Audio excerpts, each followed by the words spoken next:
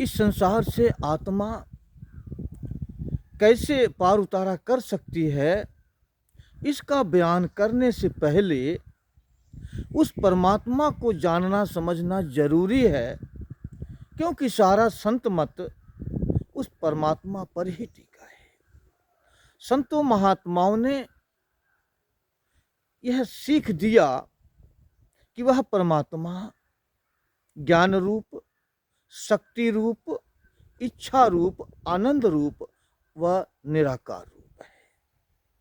जो कि वह परमात्मा निराकार रूप रहते हुए भी उसका साकार रूप नहीं है, मगर हर कार्य करने में उस समर्थ है। वो तुलसी साहब जी समझाते हैं कि बिनु कर करे करे विधि नाना, बिन पग चले सुने बिन काना। आनन रहित रसना बड़ भोगी, बिन बाणी बकता बड़ जोगी। तुलसी साहब जी समझाते हैं कि उस परमात्मा का न कोई रंग है न कोई रूप है, उसका हाथ नहीं है, मगर सारा कर्म करने में वो समर्थ है। उस परमात्मा का पैर नहीं है, मगर चलता ही नहीं, दौड़ता है। कान नहीं है, मगर सब कुछ सुनता है। वह परमात्मा संसार के मन माया से, दान पुण्य हर कर्मों से ऊपर है। मुख व जीभ नहीं है, मगर हर स्वादों से वो वाकिफ है। वह हर वाणी बोलता है, हर वाणी कहता है। जो उसकी आवाज, उसकी वाणी कोई बिरला जीव ही समझ पाता है। वह इच्छा रूप परमात्मा जब सृष्टि कुछ भी नहीं थी तब भी परमात्मा था, मगर उस समय वो समाधि मग्न था, क्योंकि परमात्मा का यही इच्छा थी। जब उसके अंदर से कुछ भाव इच्छा प्रकट हुआ कि कुछ लीला की रचना करना चाहिए, तो उस निराकार परमात्मा ने उस वाणी यानी उस शब्द के द्वारा सारे सृष्टि की रचना कर दी। और सारे सृष्टि की रचना करके इस सृष्टि का संचालन करने के लिए 84 लाख योनियां भी बनाई। और सृष्टि चलाने के लिए उन जो अपने अंश जो आत्मा थी, उन आत्माओं को काल भगवान के हवाले कर दिया। आत्माओं ने जब देखा हमें सृष्टि चलाने के लिए सृष्टि में जाना है, मृतलोक में जाना है, क्योंकि उस कुल मालिक का हुक्म कोई उल्लंघन नहीं कर सकता था। इसलिए उन आत्माओं ने उस परमात्मा से अपना एक अर्ज किया, अनुरोध किया कि हे प्रभु, आप हमें भेज रहे हैं, मैं जाऊंगी तो जरूर, मगर आप हमें निकालने कब आएंगे? उस परमात्मा ने कहा कि हे आत्माओं, मैं तुम्हें उस देश से निकालने अवश्य आऊंगा, पर एक शर्त है कि जब तक तुम लोग हमें ही रब मानती रहोगी, हमें छोड़कर किसी और को रब नहीं मानोगी, तो हम तुम्हें निकालने अवश्य आऊंगा।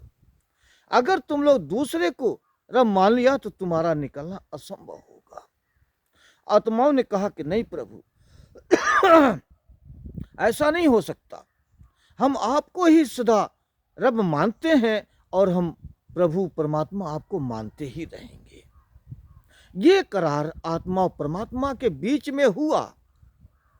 आत्मा वहां से सचखंड से उतरती हुई दूसरी रूहानी मंजिल जब त्रिकुटी में आई, तो काल भगवान ने सूक्ष्म शरीर का माया का पर्दा डाला, यानी मन माया से रचित शरीर में आत्माओं को कैद कर लिया। पांचों तत्व से बना हुआ के सूक्ष्म मन से बना हुआ मन उस शरीर में व्याप्त था, जो कि आत्मा के साथ जुड़ गया। आत्मा यह भूल गई कि हमारा उस परमात्मा से क्या करार और कौल था। वहां से उतरकर जब पहली रूहानी मंजिल सहज दल कमल में आई, तो सूक्ष्म शरीर का पर्दा पड़ा, जो कि आत्मा वहां पूर्ण रूप से यह भूल गई कि मेरा देश कौन है और मैं कहां आ गई, मैं कौन हूं। सब कुछ अपनी असलियत से दूर हो गई, यानी कि सारी अरदास ही जाती रही। जब वहां से उतर कर नीचे पिंड में आई, तो स्थूल शरीर का पर्दा पड़ा, जो कि जब यहां संसार का दृश्य सुंदर देखकर इस संसार को ही अपना देश मान लिया, और जो संसार की जो माया है, इस सभी माया को अपना सुख का धाम मान लिया, और जो हम मन जो हमारे साथ लगा हुआ है, उसी को हमने अपना यार, दोस्त या गुरु मान लिया। इस तरह से संसार में आकर संसार की सारी सृष्टि का, पदार्थों का हम रस भोगने में लग गए, इसे अपना बनाने में हम लग गए। हम भूल गए हम कहां से आए थे। उस कर्ता पुरुष ने इस सृष्टि का संचालन करने के लिए कुछ ऐसे नियम बनाए हैं, जो कर्म और फल का, जो कि उस कर्मों के नियमों से व्यक्ति अपने मर्जी से इस संसार से निकल नहीं सकता, जब तक कि कर्म फल को भुगतान न कर ले। जबकि जीव इस सृष्टि का एक अंग ही बना रहता है। जब कोई जीव उस परमात्मा की दया रजा किसी जीव पर हो जाए, तभी वो मुक्ति प्राप्त कर सकता है। ये उसकी रजा है। आज हमें चाहिए कि उस कुल मालिक के हुक्म का पालन करके, जिस लिए उस परमात्मा ने हमें भेजा है, उसके उद्देश्य को पूरा करने के लिए हमें उस मालिक के नाम का सुमिरन भजन बंदगी, उस नाम की कमाई करनी चाहिए, ताकि हम भी उस परमात्मा के जैसे परमात्मा में समा सकें, अपने जीवन मरण के चक्कर से हम निकल सकें, हम अपने जीवन को सार्थक बना सकें।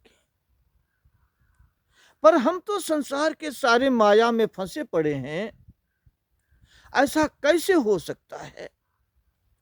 तो संतों ने समझाया कि जब तक जीव सतगुरु के शरण में नहीं जाता, सतगुरु ही इस भवसागर से पार कराने वाला एक केवट है, मल्लाह है, जो वही अपना पतवार लगाकर जीव को भवसागर से पार करा सकता है। मगर जब तक हम पूरे सद्गुरु के शरण में नहीं जाते, तब तक हमारा इस संसार से छुटकारा नहीं हो पाएगा। अब आगे सतगुरु हमें कब और कैसे मिलेंगे, हमारा जीवन सार्थक कब और कैसे बनेगा, जो कि इसका खुलासा हम अगली वीडियो में करेंगे। जब तक के लिए इजाज़त दीजिए। वीडियो को सब्सक्राइब करना न भूलें। धन्यवाद।